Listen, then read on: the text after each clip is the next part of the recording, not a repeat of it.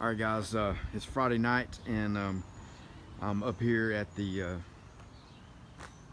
paint booth, and I just went to the store and did a little grocery shopping. And earlier in the day, I gave you guys a big rant about food and how I was gonna not really eat very much food, and basically on a starvation diet, and which I was earlier today, and said that it's gonna be one of my ways of saving money.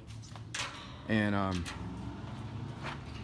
I went ahead and ate some pears that David sent me, and those are good. That stuff he sent me, I pretty much a little bit at a time. I've eaten it all now. Sorry, I was just trying to get the door open, and I was out here working on this earlier today.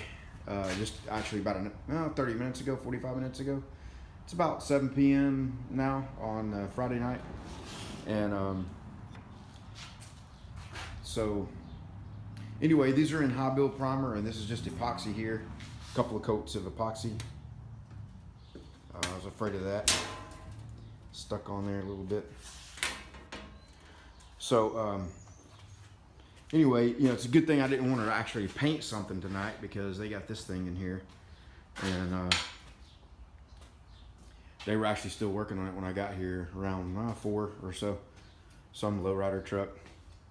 I think they're getting ready to spray it, or at least prime these spots, spot prime it, and then paint it. But man, some of this stuff is just, I don't know. Take all the parts off and put them inside. Yeah, they're gonna paint it blue, and they're doing the jams on it. Lowrider bagged, I guess. I don't really know. But anyway, so I'm loading this stuff back up. I'm not going to leave it here. The good thing about just doing epoxy and high build, it dries good enough to the touch and is not so subjected to the least little dust and so forth, because you're going to sand it, and anything that's kind of landed in the top, you'll sand out of it. So yeah. But while I was waiting for that to get dry enough for me to take back to the shop, I went to Walmart, which is one of 2 grocery stores you can get here, and I got some food. So I did spend some money. I was out of coffee and a whole bunch of other stuff, so I couldn't really wait another day. Gotta have coffee. But let me get this loaded up, and I'm gonna share this other rant with you guys here. Friday night. I'm gonna upload this Saturday morning likely, but this is Friday night, and so let me get this stuff back to the shop, and I'll see you guys here through the weekend. Should be working on the paint booth prep for the slab here sometime over the weekend. See ya.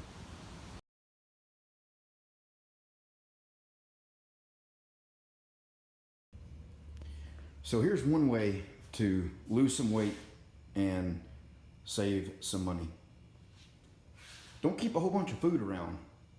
These are my options. I woke up today, I don't have any food, and I've sworn that I'm not going to go out to eat or go any fast food anymore. I'm just not going to do it.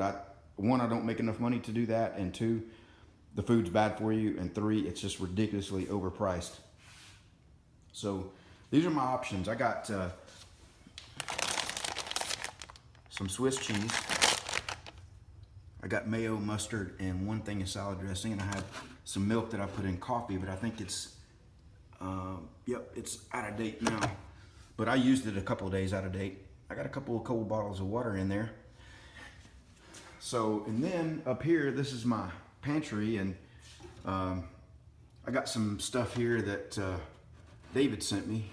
By the way, that dry rub is excellent on just about anything you'd want to put it on. So this is more spa stuff. I got some diced tomatoes and some sweet corn and some more tomato sauce. This is just, the tomato stuff was where I made chili and spaghetti and things like that in my crock pot. But this is the only medicine I take, and I don't even really take it every day.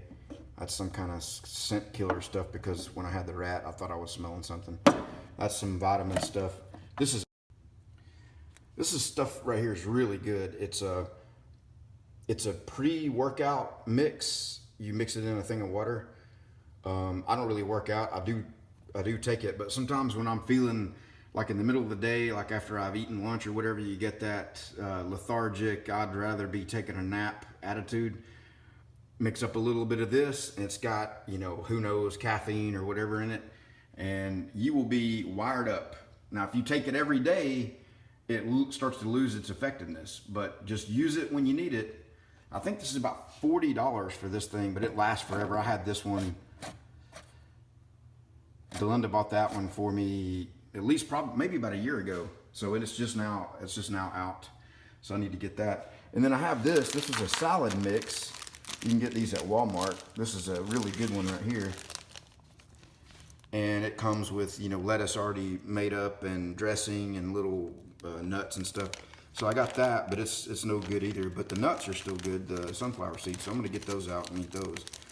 And if you just pick a day here and there, don't go to the grocery store. You know, let your food run out, and then you'll eat the stuff that's in your cabinet that you might let go bad otherwise. And you know, and I'll just be a little bit hungry today. No big deal. I can stand to lose a few pounds. David sent me that. I'll probably eat that for dinner. And let me show you what I ate for breakfast / lunch. David sent me this too. Now, let me say this. I don't really like pears or peaches in a can, or really, you know, like a fresh peach, I'll probably eat, and occasionally maybe a fresh pear, but I really don't like either one, fresh or definitely not canned. And I'm guessing that David doesn't like it either because he sent it to me, but maybe he was just trying to be nice. I don't know. Maybe he does like them and thought, hey, if I like them, Gary probably like them too. But it's one of those things where it's more, I like the taste of it. I just don't like the texture, that sort of mushy, gooey, you know, texture. But guess what? I ate them. I ate the whole can. And when you're hungry and you don't have any more food, it's amazing how this tastes pretty good. But you have to keep in mind that, you know, you guys all know that I spent years working in corporate America, 25 years, my whole life, you know, after I got out of school, and made a lot of money. I mean, I made in the top tax bracket. So, and I'm not saying that to be bragging, but when you make that kind of money, when it comes to buying food, you don't even really think about it. You just get whatever you want, and you can be extremely picky, and oh, I don't like that, and I don't like this, and I only want it to be this way and that way.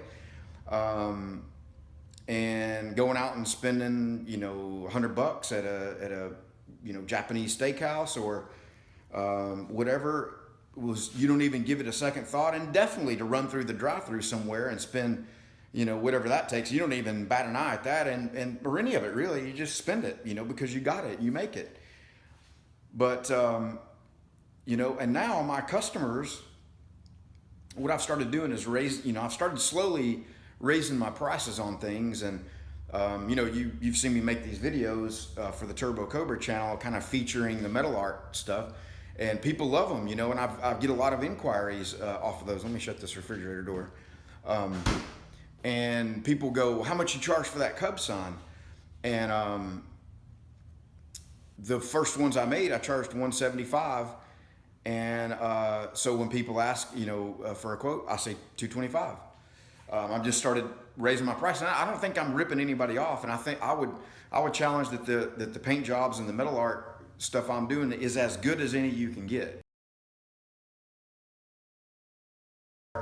Stuff I'm doing is as good as any you can get, you know. I'm not saying it's the very best, and there aren't other people that can make them as nice as I make them, but they're as nice as any that you can get.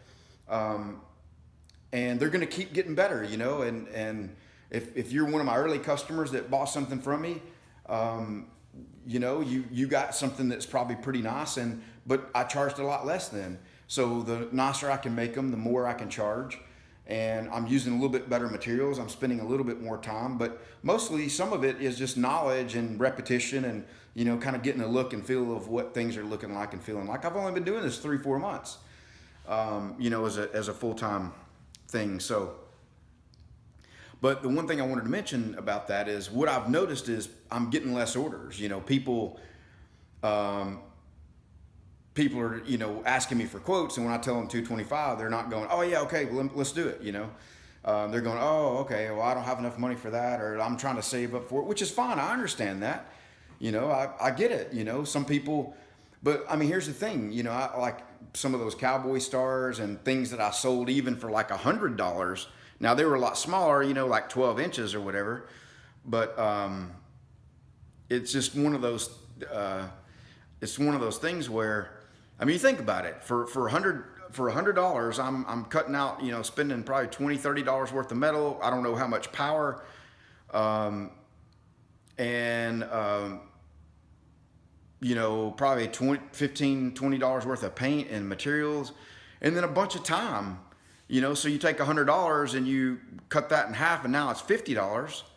It's just, it's just some of it, especially when I make it as a one-off. $100 item as a one-off is a huge killer. Now if it's $175 for a flag, I just cut 2 flags. I'm getting better and better at those. It's almost kind of where I'm gotten them to where I can do sort of semi-production work. There's one other thing I can do on the flags that would make them even easier for me to do, and I would get faster at them, and either A, be able to charge a little less, or B, just take advantage of that and use that as profit. And I need to work on that. I just haven't gotten to it, and it's related to masking the stripes, because the stripes have all that intricate detail, and it's time consuming. It's about 20 minutes worth of masking to get those stripes masked off. And I found that if I rush that and get in a hurry, I'll make a mess. And when I pull the masking off, I've got bleed throughs, and you just can't rush it. So anyway, I'll be showing you other ways and things I'm going to be doing to try to save money. And another one is, you're going to notice here in videos that I'm not going to cut my hair. I like to keep my hair short because I don't like to have long hair. I don't like, especially here in the summertime, I don't like it to get sweaty. I like to keep it just buzzed off, and pretty tight and pretty short. But, I go to Walmart now to get my hair cut. I've been doing that for a while, which is about the cheapest place around, and they do a pretty crappy job. But do I really need to get it cut once a month for $15? And I want a $5 tip on top of that? No, I mean, I don't need to. And so I'm probably going to buy some clippers and just, buzz up the sides myself and back, because I'm not trying to impress anybody here with how my hair looks. I'm not, I don't need to go into the office anymore, and I'm not trying to impress anybody. So I'm probably going to buy, I've got clippers that I use for my beard, but I'm going to buy probably a cheaper, larger set that I can use for my hair, and just do that once a month and keep at least the sides of it done. I don't know how to do the top and make it look, blend it and all that. But then maybe twice a year I'll go get a haircut, and just be a lot of things like that I can, save on. So when you own your equipment and own your truck and all that, man, you just get to the place where and if you're not wasteful, and you just get to the place where your most expensive thing is food, and these things like food and getting your hair cut they stand out. And whereas before, when you have, a $400,000 house and, a couple cars and all this stuff that you're paying for, food is not the most expensive thing. You got a mortgage, and, by the time you pay your mortgage, if you live in the Metroplex, some of you may or may not know this. You may remember seeing the house that I lived in. The property taxes on that house were $9,000 a year. Just for the property taxes, $9,000 a year. I mean, I couldn't even afford half of that, or any of it really now. It's doing what I'm doing. So it's kind of like, it's a lifestyle thing. You can, I mean, could I go back and get another job making a lot of money? Yeah. I've got a window of time here, and it'll run out on me pretty quickly, where my skills are still relevant, my resume is still relevant, and I could jump back into that. But even in the short time I've been away from it, I've already started to lose, the terminology, the language, and it's management stuff really, because I don't really manage anybody anymore. But anyway, I just thought I'd make this video. I think it's pretty interesting, and it just challenges you to think in a different way. And one is I it makes me regret not being more frugal. And I wasn't overly spendthrifty, and frivolous. I did buy a lot of, tools and equipment, and I had a couple different, one car that I spent way too much money on. I regret those things, but it's not like I, just live some lavish lifestyle and just threw money to the wind. But to an extent I did, and I'd like to have some of that back now, but I don't, and it is what it is. So I'm gonna let you go. I'll if I find anything else or think of anything else interesting on this topic, I'll share it with you. All right, guys, thanks.